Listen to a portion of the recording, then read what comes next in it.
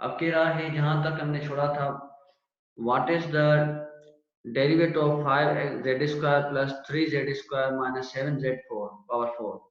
अब मैंने आपको बताया था, सबसे पहले आप क्या करेंगे, आपको जो डेरिवेटिव करना होगा वो आप सबसे पहले z² का आपके पास डेरिवेटिव क्या होता है, जो आपके पास z² का डेरिवेटिव होता है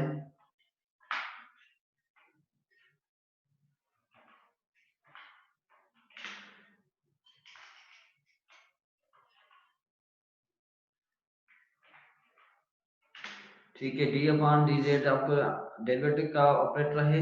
तो जब हम इसका डेरिवेटिव करेंगे तो आपके पास क्या आ जाएगा, z² का डेरिवेटिव क्या होता है, 2z होता है। मैंने आपको बताया था जो 2 होता है वो आपके मल्टीप्लाई के फॉर्म में आ जाता है, और जो आपके पास जो फर्दर चीजें होती हैं, पावर जो है मल्टीप्लाई के फॉर्म में होता है, और 1 हम क्या करते हैं, लेस देन कर लेते हैं जो पावर गिवन होता है। इसी तरह से अगर हम z³ का डेरिवेटिव फाइंड करना चाहें तो z³ का डेरिवेटिव क्या होता है, 3 को हम यहाँ पे लेकर आएंगे और 3 से -1 कर लेंगे, तो 3 - 1 क्या आ जाएगा, 2। तो 3z², ये इसका डेरिवेटिव हो गया z3 का। इसी तरह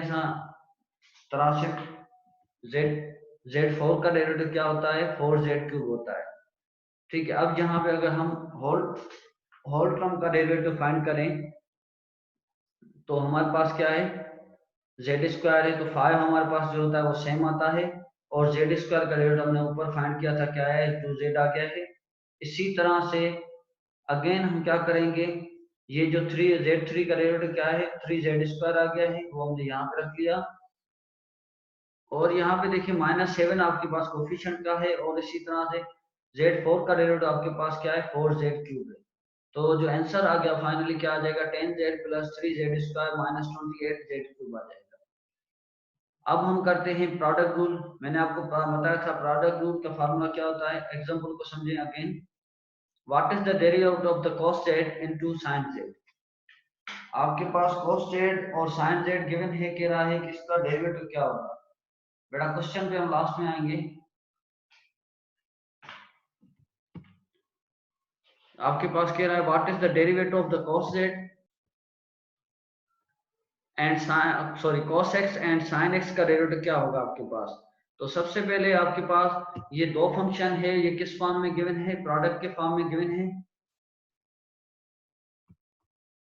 तो सबसे पहले आपके पास जो प्रोडक्ट का फार्मूला होता है, यहाँ पे क्या है, cos x को हमने कहा किससे रिप्रेजेंट किया है, f से रिप्रेजेंट किया है, और sin x को हमने किससे रिप्रेजेंट किया है, g से रिप्रेजेंट किया है। तो हम पहली चीज सेम होती है, सेकंड का हम डेरिवेटिव लेते हैं, फिर उसके बाद फर्स्ट चीज का जो वैल्यू गिवन होती है उसका डेरिवेटिव लेंगे, सेकंड आपके पास गिवन होगी।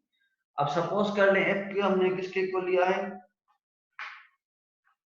sin x के, और जो cos x के जो f इक्वल है, cos x के जो फर्स्ट वैल्यू है वो f को रिप्रेजेंट कर रही है, और जो सेकंड वैल्यू है वो किसको रिप्रेजेंट कर रही है, sin x को।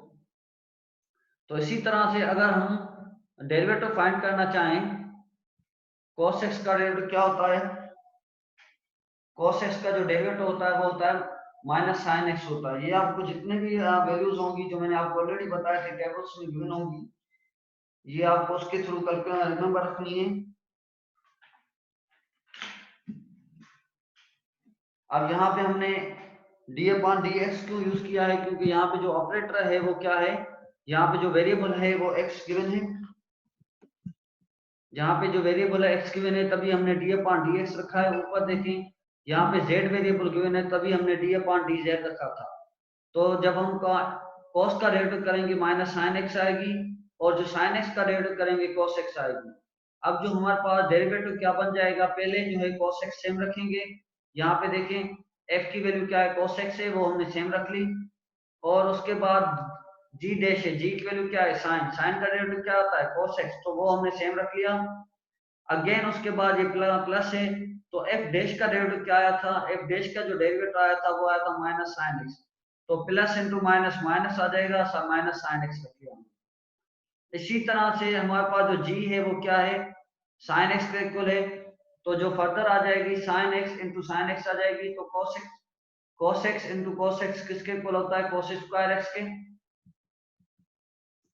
और minus same sine x into sine x किसके इक्वल होता है, साइन स्क्वायर x के इक्वल आता है।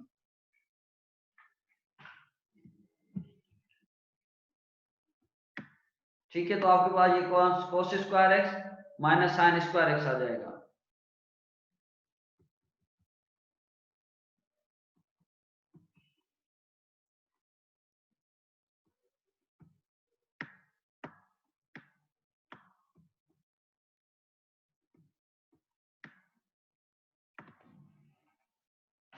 अब करते हैं क्वेश्चन रूल।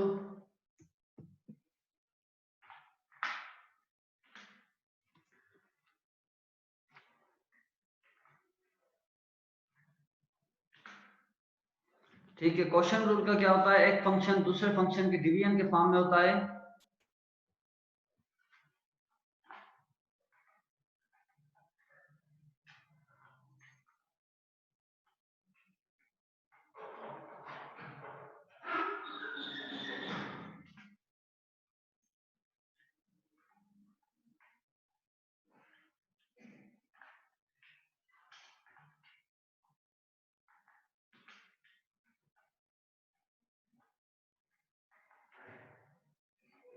ठीक है, अब यहाँ पे आपके पास क्या है, अगर दो फंक्शन हैं, f अपॉन जी है, इसका हम डेरिवेटिव फाइंड करना है, तो पहले g आपके पास सेम आएगा, देन आप f का डेरिवेटिव लेंगे, माइनस देकर f सेम g का डेरिवेटिव लेंगे। अब जो होल फंक्शन होगा उसको हम डिवाइड करेंगे जी स्क्वायर से।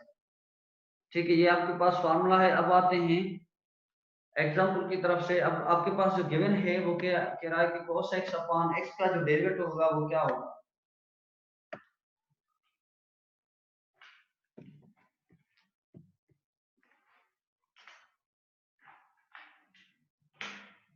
ठीक है, कह रहा है कि cos x अपॉन x का डेरिवेटिव क्या होगा।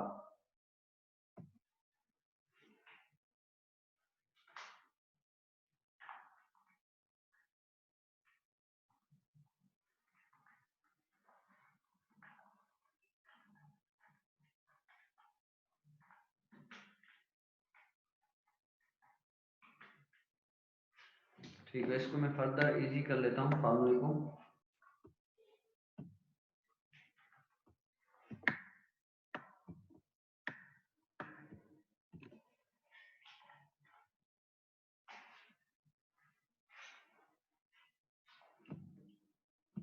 जी आपका फॉर्मूला आएगा जी स्क्वायर।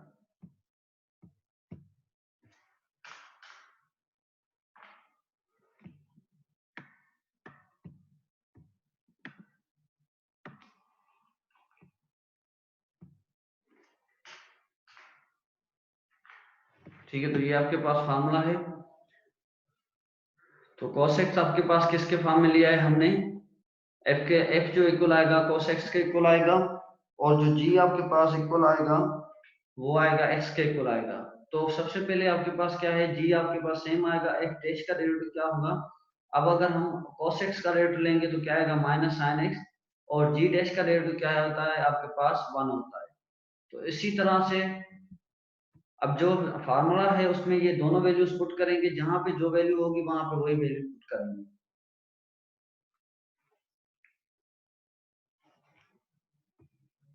ठीक है, तो फार्मूले को मैं नीचे लेकर आता हूँ।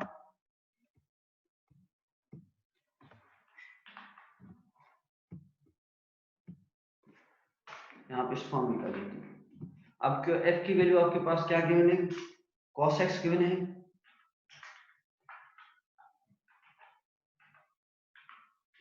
cos x upon x given है। अब g की वैल्यू आपके पास मालूम होनी चाहिए, क्या थी आपके पास g की वैल्यू x थी, और इसी तरह से अगर हम cos x का डेरिवेटिव ले रहे थे वो क्या आ रहा था, माइनस साइन x आ रहा था, तो इसको हम ब्रैकेट में रख देते हैं, माइनस साइन x आ जाएगा। ठीक है, इसी तरह से f की वैल्यू आपके पास क्या आएगी, f की वैल्यू आपके पास क्या है, cos x है। ठीक है, और जी डैश की वैल्यू आपके पास क्या आएगी, 1 आएगी।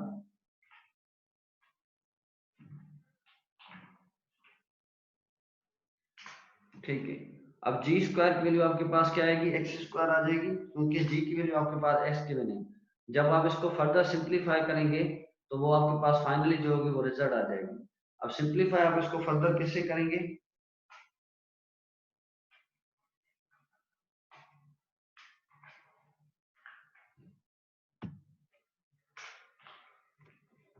ठीक है, तो हम माइनस साइन एक्स को आप एक्स से मल्टीप्लाई कर लेंगे तो रिजल्ट क्या आ जाएगी, ये आपके पास आ जाएगी माइनस एक्स साइन एक्स आ जाएगी।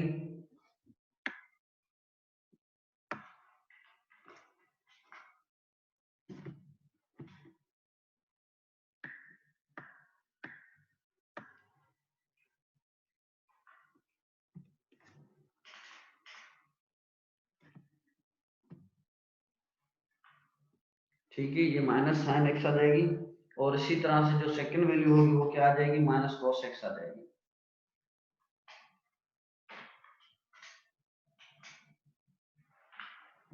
ठीक है, अपान एक्स स्क्वायर। तो ये आपके पास क्वेश्चन का जो अभी आपके पास ये आंसर मिल गया। तो इसी तरह से पहले जो आपके पास फार्मूला है उसका आपको सबसे पहले उसको रिमेम्बर रखना है, वो आपके पास मैंने ऊपर अवेलेबल किया है, जी एफ डैश है माइनस f g dash upon g square है। फिर ये फार्मूला रिमेम्बर करके जब आप यूज करें, जो एफ की वैल्यू, जहाँ पे एफ की वैल्यू हो वहां पे एफ की वैल्यू प्रेस करेंगे, जहाँ पे जी हो तो वहां पे जी की वैल्यू प्रेस करेंगे।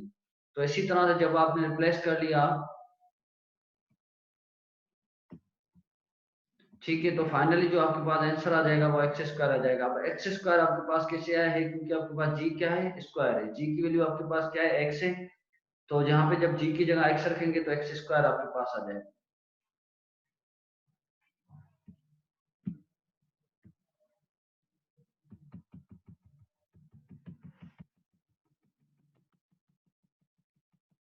अब इसी तरह से आपके पास जो सेकंड आंसर गिवन है वो कह रहा है कि find the derivative of the,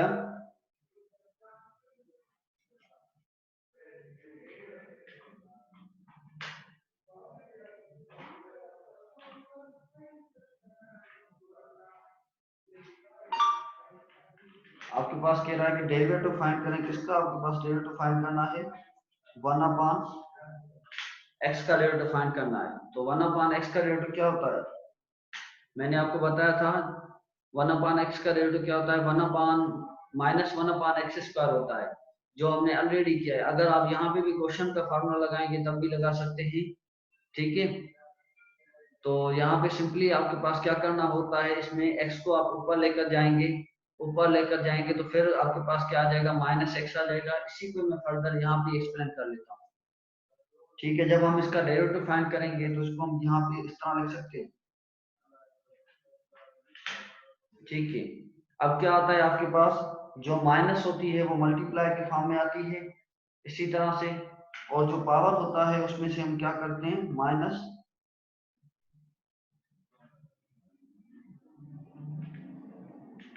जो पावर होता है उसमें से हम क्या करते हैं, -1 करते हैं। तो यहाँ पे क्या आ जाएगी, तो यहाँ पे आपके पास माइनस एक्स पावर -2 आ जाएगी। तो अब जब -2 है इसको हम नीचे लेकर आ जाएंगे तो क्या आ जाएगा, 1 अपान एक्स स्क्वायर आ जाएगा।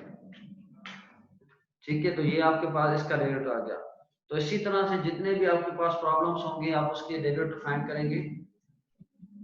फर्दर ये जो स्लाइड से नोट्स से मैं आपसे शेयर करूंगा। ठीक है, अब आते हैं जिसको भी कोई कंफ्यूजन है या क्वेश्चन है वो पूछ सकता है, उसके बाद इसका लेक्चर को एंड अप करेंगे।